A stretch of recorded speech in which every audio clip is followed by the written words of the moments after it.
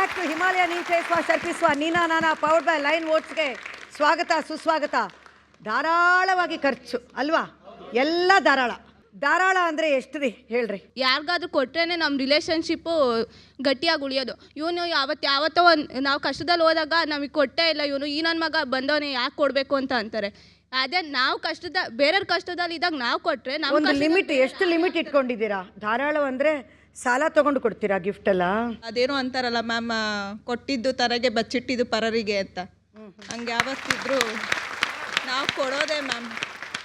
ಯಾವಾಗಲೂ ಕೊಡ್ತಾನೆ ಇರ್ತೀರಾ? ಸಂಬಂಧ ಗಟ್ಟಿಯಾಗಿ ಉಳಿಬೇಕು ಅಂದರೆ ನಮ್ಗೆ ಧಾರಾಳತನ ಇರಬೇಕು ಮ್ಯಾಮ್. ಫ್ರೆಂಡ್ಶಿಪ್ ಬೇಕು ಅಂದರೆ ಧಾರಾಳತನ ಇರಬೇಕು ಮ್ಯಾಮ್. ಏನೇನು ಖರ್ಚು ಮಾಡ್ತೀರಾ? ಯಾವ್ಯಾತಕ್ಕೆ ಎಕ್ಸ್ಟ್ರಾ ಖರ್ಚು? ನಾವು ಫ್ರೆಂಡ್ಸ್ ಜೊತೆ ಹೊರಗಡೆ ಹೋದಾಗ ಶೇರ್ ಮಾಡ್ಕೊತೀವಿ. ಜಿಪಣ್ರಿದ್ರೆ ಯಾರು ಅವ್ರ ಜೊತೆ ಬೆರೆಯೋಕೆ ಜಾಸ್ತಿ ಇಷ್ಟಪಡಲ್ಲ. ಸೊ ದುಡ್ಡಿದ್ರೆ ನಿಮ್ಮ ಫ್ರೆಂಡ್ಸಲ್ಲಿ ಯಾರೋ ಜಿಪಣ್ರಿದ್ದಾರಾ? ಇದ್ದಾರೆ ಬೇಜಾನಿ.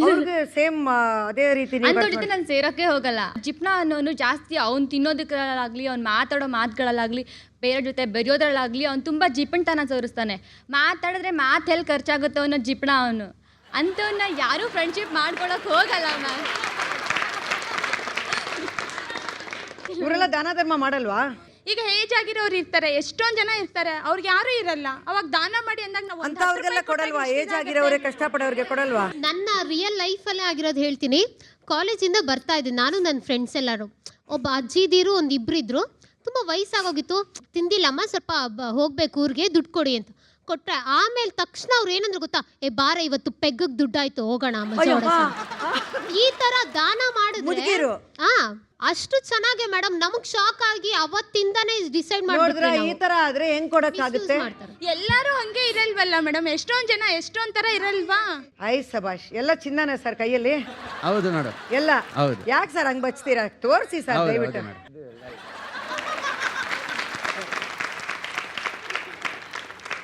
ನಿಮ್ ಮಿಸಸ್ ಬಂದಿದ್ರೆ ಇನ್ನು ಎಷ್ಟು ಹಾಕೊಂಡಿರೋರು? ಅವ್ರದ್ದು ತುಂಬಾ ಇದೆ ಮೇಡಮ್. ಅವರು ತುಂಬಾ ಹಾಕಿದ್ದಾರೆ ಮೇಡಮ್. ಕಾರಲ್ಲಿ ಹೋಗ್ತಾರಾ, ಆಟೋ ಇಲ್ಲ ಅಂದ್ರೆ ಎದ್ರಲ್ಲಿ ಹೋಗ್ತಾರಾ? ಇಲ್ಲ ಕಾರ್ನಲ್ಲೇ ಮೇಡಮ್. ನೀವು ಧಾರಾಳವಾಗಿ ಖರ್ಚು ಮಾಡಿದ್ರೆ ಇಷ್ಟು ಉಳಿದಿದ್ದೀರಾ, ಇಷ್ಟು ಉಳಿಸಿದ್ದೀರಾ? ತುಂಬಾ ಉಳಿಸಿದೆ ಮೇಡಮ್. Very good. ಯಾತ್ಯಾತ ಖರ್ಚು ಮಾಡ್ತೀರಾ? ನಾವು ಆಲ್ರೆಡಿ ಮೇಡಮ್ ಆಕ್ಚುಲಿ ನಮ್ಮ ಕಂಪನಿಯಲ್ಲಿ 1000 ಜನ ಕೆಲಸ ಮಾಡ್ತಾ ಇದ್ದಾರೆ ನನ್ನ ಆಫೀಸಲ್ಲಿ. ಏನ್ ಬಿಸ್ನೆಸ್ ಸರ್? ನಮ್ದು ರೆಡ್ ಅಲರ್ಟ್ ಸೆಕ್ಯೂರಿಟಿ ಸರ್ವಿಸ್ ಅಂತ. Very good. ಅವ್ರನ್ನ 1000 ಜನ ಡೈಲಿ ಸಾಕ್ತಾ ಇದ್ದೇನೆ. ಅವ್ರ family full monthly turn over 25 lakhs ಆಗ್ತಾಯಿದೆ ಮಂತ್ಲಿ. ಅವೆಲ್ಲ ಧಾರಾಳವಾಗಿ ಕೊಡ್ತಾ ಇದ್ದೀನಿ. ಹಾಗೆ ನಮ್ಮ ಸಾಹೇಬರು ಚೆನ್ನಾಗಿ ನೋಡ್ಕೊತಾರಪ್ಪ, ನಮಗೆ ಒಳ್ಳೆ ಮನುಷ್ಯ, ಚೆನ್ನಾಗಿ ಒಳ್ಳೆ ಜನ. ಎಲ್ಲ ಕೊಡೋ ತನಕ ಒಳ್ಳೆಯವರು ಅಂತಾರೆ, ಕೊಡಲಿಲ್ಲ ಅಂದ್ರೆ ನಾಳೆ ಬೈತಾರೆ. ಇಲ್ಲ ಮೇಡಮ್, ಆ ಥರ ಅನ್ನೋರು ಯಾರೂ ಇಲ್ಲ ಮೇಡಮ್. ನೆನ್ನೆ ದಿವಸ ಇಲ್ಲಿಂದ ತುಮಕೂರು ಇಲ್ಲಿಂದ ಬೆಂಗಳೂರಿಂದ ತುಮಕೂರು ಹೋಗೋಷ್ಟೊತ್ತಿಗೆ 5,000 ರೂಪಾಯಿ ಬಿಕ್ಸ್ದವ್ರು ಕೊಟ್ಟಿದ್ದೀನಿ ನಾನು. ಸರ್ ತಮ್ಮ ಹೆಸರು ಏನಂದ್ರೆ? ಹನುಮಂತ ರೆಡ್ಡಿ ಮೇಡಮ್. ಹನುಮಂತ ಅವರೇ, ಎಲ್ಲರೂ ನನ್ನನ್ನ ಹೊಗಳಬೇಕು, ಮೆಚ್ಕೋಬೇಕು ಅನ್ನೋದಕ್ಕೋಸ್ಕರ ಮಾಡ್ತೀರಾ? ಹೌದು ಮೇಡಮ್, ಎಲ್ಲರೂ ಮೇಡಮ್. ನಾಳೆ ದಿವಸ ನಾವು ಇದು ಮಾಡ್ಕೊಂಡ್ರೆ ಇನ್ನೂ ನಾವು ಒಂದು ಇದರಲ್ಲಿ ಒಂದು ಎಲೆಕ್ಷನಲ್ಲಿ ಹೋಗ್ಬೇಕು. ಆಕ್ಚುಲಿ ಜನ ನೋಡಬೇಕು. ಓ, ನೀವು ಅಲ್ಲಿದ್ದೀರೋ? ಹೌದು ಮೇಡಮ್.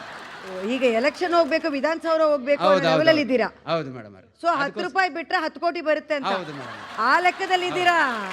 ಅದು ಲೆಕ್ಕ ಅವ್ರಿಗೆ. ಹಿಂದ್ಗಡೆ ಕೊಡಿ, ಮಾತಾಡದೆ ಇರೋರ ಹತ್ರ ಮಾತಾಡ್ಲಿ. ನಾವ್ ಎಷ್ಟು ದಿನ ಇರ್ತೀವೋ ಅಂತ ಗೊತ್ತಿಲ್ಲ, ಆದ್ರೆ ಇರೋ ತನಕ ಚೆನ್ನಾಗಿ. ಈಗಲೇ ಎದ್ದೋಗಪ್ಪ, ದಯವಿಟ್ಟು ಹೊರಟೋದು. ಈ ತರ ಯಾವಾಗ ಇರ್ತೀನೋ ಗೊತ್ತಿಲ್ಲ ಅನ್ನೋ ನಂಬಿಕೆ ಕಳ್ಕೊಂಡಿರೋರು ಬೇಕಾಗೇ ಇಲ್ಲ. ಇರೋ ತನಕ ಚೆನ್ನಾಗಿರ್ಬೇಕಲ್ಲ ಮೇಡಮ್ ಲೈಫಲ್ಲಿ. ಇರೋ ತನಕ ಚೆನ್ನಾಗಿರ್ಬೇಕು. ಏನಾರು ಖರ್ಚು ಮಾಡಿ ಫ್ರೆಂಡ್ಸ್ನೆಲ್ಲ ಏನೇನ್ ಖರ್ಚು ಮಾಡ್ತೀಯ? ದುಡ್ಡ ಫ್ರೆಂಡ್ಸ್ ಎಲ್ಲ ಮಾಡ್ತಾ ಇದೀಯಾ? ಫ್ರೆಂಡ್ಸ್ ಸಂಪಾದನೆ ಕೆಲಸ ಮಾಡ್ತಾ ಇಲ್ಲ ಇದೀಯಾ ಮೇಡಮ್. ತಾಯಿ ತಂದೆ ದುಡ್ಡನ್ನ ಖರ್ಚು ಮಾಡ್ತೀಯಾ? ಇಲ್ಲ ಮೇಡಮ್, ನಾವು ಮುಂದೆ ದುಡಿತೀವಲ್ಲ ಮೇಡಮ್. ಮುಂದೆ ಕೆಲ್ಸಕ್ಕೆ ಹೋದ್ರೆ ದುಡ್ಡು ಬಂದ್ರೆ ಅವಾಗ ಫ್ರೆಂಡ್ಸು ಎಲ್ಲ ಆಗ್ಲೂ ಫ್ರೆಂಡ್ಸ್ಗೆ ಅವಾಗ್ಲೂ ಮಾಡ್ಬೇಕು, ಪೇರೆಂಟ್ಸ್ಗೂ ಮಾಡ್ಬೇಕು ಮೇಡಮ್. ಈ ತಾಯಿ ತಂದೆ ಅನ್ನೋರು ಕೊಡೋ ದುಡ್ಡುನು ಫ್ರೆಂಡ್ಸ್ಗೆ ಖರ್ಚು. ಅವರು ನಮಗೆ ಮಾಡ್ತಾರಲ್ಲ ಮೇಡಮ್. ಆಮೇಲೆ ಹರ್ಕೇನಾ ನಿನ್ಗೆ? ಇಲ್ಲ ಮೇಡಮ್, ಎಲ್ಲಾ ದುಡ್ಡು ಫ್ರೆಂಡ್ಸ್ಗೆ ಖರ್ಚು ಮಾಡ್ಬೇಕು ಅಂತ. ಫ್ರೆಂಡ್ಸು ಎಲ್ಲ ಕ್ಲೋಸ್ ಆಗಿರ್ಬೇಕಲ್ಲ ಮೇಡಮ್. ಏನೇನ್ ಖರ್ಚು ಮಾಡ್ತೀಯ ಕಂದ? ಏನಾರು ತಿನ್ನಕ್ಕೆ, ಆಮೇಲೆ ಬಟ್ಟೆ. ಗರ್ಲ್ಸ್ ಆದ್ರೆ ಗರ್ಲ್ಸ್ಗೆ ಏನು ಮಾಡೋದು? ಕೊಡಲ್ವಾ? ಸುಮ್ನೆ ಸುಳ್ಳು ಇನ್ನು ಮಾಡೋದ ಇವಾಗಲ್ಲ, ಮುಂದೆ ಆಮೇಲೆ. ನೀನ್ ಸಂಪಾದನೆ ಮಾಡಿದ್ರೆ ಗರ್ಲ್ಸ್ಗೆ. ಓ, ಅದ್ರಲ್ಲಿ ಎಷ್ಟು ಕ್ಲಿಯರ್ ಆಗಿದ್ದಾರೆ ನೋಡಿ. ತಾಯಿ ತಂದೆ ದುಡ್ಡು ಬರೀ ಬಾಯ್ ಫ್ರೆಂಡ್ಸ್ಗೆ, ಮುಂದೆ ನಿನ್ ದುಡ್ಡು ಗರ್ಲ್ ಫ್ರೆಂಡ್ಸ್ಗೆಲ್ಲ. ಗರ್ಲ್ ಫ್ರೆಂಡ್ಸ್ಗೆ, ಹೆಂಡ್ತಿ, ಪೇರೆಂಟ್ಸ್ ಇರ್ತಾರಲ್ಲ. ನಿನ್ನ ಹೆಂಡ್ತಿಗ?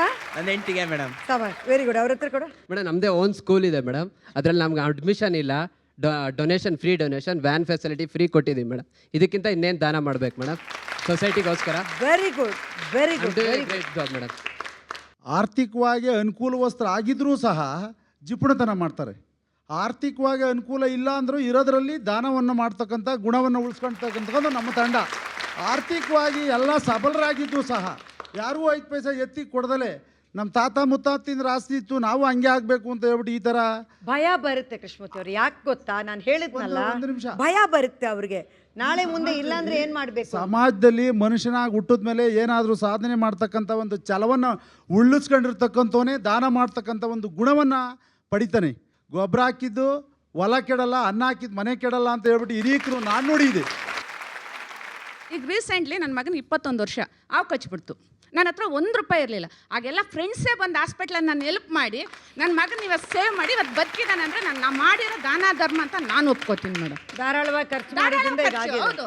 ಆ ಮೇಡಮ್ ಒಂದು ಹೇಳಿದ್ರು, ನಾನು ಹುಡುಗನ ಬಂದರೆ ಬರೀ ನೀರು ಮಾತ್ರ ಕೊಡ್ತೀನಿ ಅಂತ. ಯಾರಾದರೂ ನೋಡಿದರೆ ಈ ಚಾನಲ್ ಪ್ರೋಗ್ರಾಮ್ ನೋಡ್ತಾ ಇದ್ರೆ ಯಾರು ಅವ್ರು ನೋಡೋಕ್ಕೆ ಬರಲ್ಲ ಅನ್ಸುತ್ತೆ ನಂತರ. ಖಂಡಿತವಾಗ್ಲೂ ಬರಲ್ಲ. ಯಾಕೆಂದ್ರೆ ಅದು ಕೊಡೋದ್ರಲ್ಲಿ ನೀರು ಕೊಡೋದ್ರಲ್ಲಿ ಇಲ್ಲ ಅಂತ ಹೇಳಿದ್ರೆ. ಒಂದ್ ನಿಮಿಷ ನಾನೊಂದು ಹೇಳ, ಈಗಿನ ಕಾಲದ ಹುಡುಗರು ಖಂಡಿತ ಮದುವೆ ಆಗ್ತಾರೆ. ಯಾಕೆಂದ್ರೆ ಇವಳೇ ಕರೆಕ್ಟ್, ನಾನು ದುಡ್ಡು ಸೇವ್ ಮಾಡ್ತಾಳೆ ಅಂತ ಬರ್ತಾರೆ. ಇಲ್ಲ ಸಾಧ್ಯನೇ ಇಲ್ಲ. ಅಲ್ಲ, ಖಂಡಿತ ಧಾರಾಳ್ತನ ಇಲ್ಲ ಅಂತ ಹೇಳಿದ್ರೆ ಈ ಪ್ರಪಂಚದಲ್ಲಿ ನಾವು ನಮ್ಗೆ ಕೊಡ್ತಕ್ಕಂಥ ಸೂರ್ಯನ ಬೆಳಕಾಗ್ಬೋದು. ಒಂದು ಕ್ಷಣ ಏನಾದರೂ ಆ ವಾಯುದೇವ ಕಣ್ಣು ಮುಚ್ಚಿಬಿಟ್ರೆ ನಾವೆಲ್ಲ ನಿಶ್ಶಬ್ದ ಆಗ್ಬಿಡ್ತೀವಿ ಮೇಡಮ್. ಆ ಧಾರಾಳ್ತನ ಇರೋದ್ರಿಂದ ಬದುಕಿರ್ತಕ್ಕಂಥದ್ದು ಅಂತ ನನ್ನ ಅಭಿಪ್ರಾಯ. ಆ ಧಾರಾಳ್ತನ ದೇವ್ರ ಹತ್ರ ಇದೆ. ಹೌದು ಮೇಡಮ್, ನಾವು ಒಂಚೂರು ಮನುಷ್ಯರಾಗಿ ಹುಟ್ಟಿದ ಮೇಲೆ ಏನಾದರೂ ಹೆಸರು ಉಳಿಸ್ಬೇಕು ಅನ್ನುವಂಥದ್ದು ಬೆಳೆಸ್ಕೊಂಡ್ರೆ ತುಂಬ ಒಳ್ಳೆಯದು ಅಂತ ನನ್ನ ಅಭಿಪ್ರಾಯ ಮೇಡಮ್. ಒಂದು ನಿಮಿಷ, ಇವತ್ತಿನ ಸಮಾಜದಲ್ಲಿ ಬೆಂಗಳೂರು ಇಷ್ಟು ಬೃಹದಾಕಾರವಾಗಿ ಇರೋಂಥ ಪರಿಸ್ಥಿತಿಲಿ ಇದೇ ಥರ ಎಲ್ಲ ಜಿಪುಣರಾಗಿ ನನ್ನ ಇದ್ದರೆ ಬೆಂಗಳೂರಿನಲ್ಲಿ ಇಟ್ಟಿರ್ತಕ್ಕಂಥ ವ್ಯಾಪಾರಸ್ಥರಾಗಲಿ ಉದ್ಯಮಗಳಾಗಲಿ ಯಾವ ಬೆಳೀತಾ ಇರಲಿಲ್ಲ, ಎಲ್ಲ ಮುಚ್ಕೊಂಡು ಮನ್ಕೋಬೇಕು. ಇವೇನು ತಗೊಳ್ಳೋದಲ್ಲ, ಮನೇಲಿ ಮಾಡ್ತೀನಿ ಅಂದರೆ ಯಾರಾಯ್ತದ? ಅಲ್ಲ ಒಂದು ನಿಮಿಷ ಮೇಡಮ್, ಇವತ್ತು ಬೆಂಗಳೂರು ಬೆಳೆದಿದ್ದು ಧಾರಾಳತನದಿಂದ ಅಲ್ಲ, ಯಾರು ಇನ್ವೆಸ್ಟ್ ಮಾಡಿದ್ರು ಅವರಿಂದ. ಇನ್ವೆಸ್ಟ್ ಮಾಡಿದ್ದು ಜಿಪುಣರು, ಧಾರಾಳಿಗಳಲ್ಲ. ಧಾರಾಳಿಗಳು ಏನು ಸೇವ್ ಮಾಡಿಲ್ಲ. ಜಿಪುಣರು ಹೆಂಗ್ ವೇಸ್ಟ್ ಮಾಡ್ತಾರೆ ಮೇಡಮ್? ಜಿಪುಣರು ಹೆಂಗ್ ಖರ್ಚು ಮಾಡ್ತಾರೆ ಮೇಡಮ್? ಜಿಪುಣರು ಹೆಂಗ್ ಖರ್ಚು ಮಾಡ್ತಾರೆ ಅವರು? ಹೆಂಗ್ ಗ್ರೋ ಮಾಡ್ತಾರೆ ಮೇಡಮ್ ಅವರು? ಒಂದೇ ನಿಮಿಷ, ಫ್ಯಾಮಿಲಿಯಲ್ಲಿ ಜಿಪುಣತನ ಮಾಡಿ ಸೇರ್ಸಿಟ್ರೇನೆ ಆಮೇಲೆ ಬಿಸ್ನೆಸ್ ಬೆಳೆಯುತ್ತೆ. ಹೆಂಗ್ ಬೆಳೆಸಿದಾರೆ ಮೇಡಮ್? ಹೆಂಗ್ ಉಳಿಸಿದಾರೆ ಮೇಡಮ್? ಮಾಡಿ ಮೇಡಮ್ ನೀವು ರಿಸೆಷನ್ ಬಂದಾಗ ಅಮೆರಿಕನ್ನಲ್ಲಿ ರಿಸೆಷನ್ ಬಂದಾಗ ಎಲ್ಲ ತತ್ತರಿಸ್ಬಿಟ್ರು. ಯಾಕೆಂದ್ರೆ ಅವರೆಲ್ಲ ಧಾರಾಳಿಗಳು, ವಿಲಾಸಿ ಜೀವನ ಮಾಡಿದವರು. ಇಂಡಿಯಾ ಯಾವತ್ತಾಗಲ್ಲ. ಯಾಕೆ ಅಂದ್ರೆ ನಾವು ಸೇವ್ ಮಾಡಿ ಗಟ್ಟಿಯಾಗಿ ನಿಂತಿದ್ದೇವೆ. ಜಿಪುಣರಿಂದ ಬ್ಯಾಂಗ್ಳೂರ್ ಬೆಳೆದಿದೆ ಅಂತ ಅವ್ರು ಹೇಳ್ತಿದ್ದಾರೆ. ಜಿಪುಣ್ ಆಗಿರೋದ್ರಿಂದ ಬ್ಯಾಂಗ್ಳೂರ್ ಬೆಳೆಯಿಲ್ಲ, ನಮ್ಮಿಂದ ಬೆಳೆಯುತ್ತೆ ಅಂತೀರಾ. ವಿರಾಮ ನಂತರ ಇದನ್ನೇ ತಗೋತೀವಿ. ಈಗ ದೇಶದಲ್ಲಿ ರಿಸೆಷನ್ ಬಂದ್ರೂ ನಾವು ಸಫರ್ ಆಗಿಲ್ಲ. ಯಾಕೆಂದ್ರೆ ಇವರಿಂದ ಸಫರ್ ಆಗಿಲ್ಲ ಅಂತ ಅವ್ರಂತಾರೆ, ನಮ್ಮಿಂದ ಅಂತ ನೀವಂತೀರಾ. ವಿರಾಮ ನಂತರ ಸ್ಟೇ ಟ್ಯೂನ್. ಅನ್ನದಾನ ಮಾಡಿದೆ, ಅನ್ನದಾತರು ಅಂತ ನೇಮ್ ಬೇಡ, ಅದು ಇಲ್ಲ. ದೇವಸ್ಥಾನದಲ್ಲಿ ಟ್ಯೂಬ್ಲೈಟ್ ಹಾಕೊಂಡ್ಬಿಟ್ಟು ಟ್ಯೂಬ್ಲೈಟ್ ಮೇಲೆ ಹೆಸರು ಬರ್ಕೊಂಡ್ಬಿಡ್ತಾರೆ. ಅದ್ಯಾಕೆ? ಅಲ್ಲಿಗೆ ಫೋಕಸ್ ಬೇರೆ, ಅಲ್ಲೇ ಲೈಟ್ ಇರೋದು. ನಮ್ದು ಯಾಕಯ್ಯ, ಅದು ಫೋಟೋಸ್ ಬೇರೆ. ಎಂದು ಕೊಡೋರು ಹಾಕೊಳ್ಳಲ್ಲ, ಎಂದೋ ಒಂದ್ ದಿವ್ಸ ಅಪ್ರೂಪಕ್ಕೆ ಕೊಡ್ತಾರಲ್ಲ ಅವ್ರು ಬರ್ಸ್ಕೊಳ್ಳೋದು. ಈಗ ನಾನೇ ಬಂದೆ, ನನಗೆ ಬರ್ತಾರೆ ಅಂತೀರಿ, ನನಗೇನು ಕೊಡ್ತೀರಾ? 100-150 ರೂಪಾಯಿ ಅಷ್ಟೇ ಮೇಡಮ್. ಅಷ್ಟೇ ಮೇಡಮ್. 150 ರೂಪಾಯಿ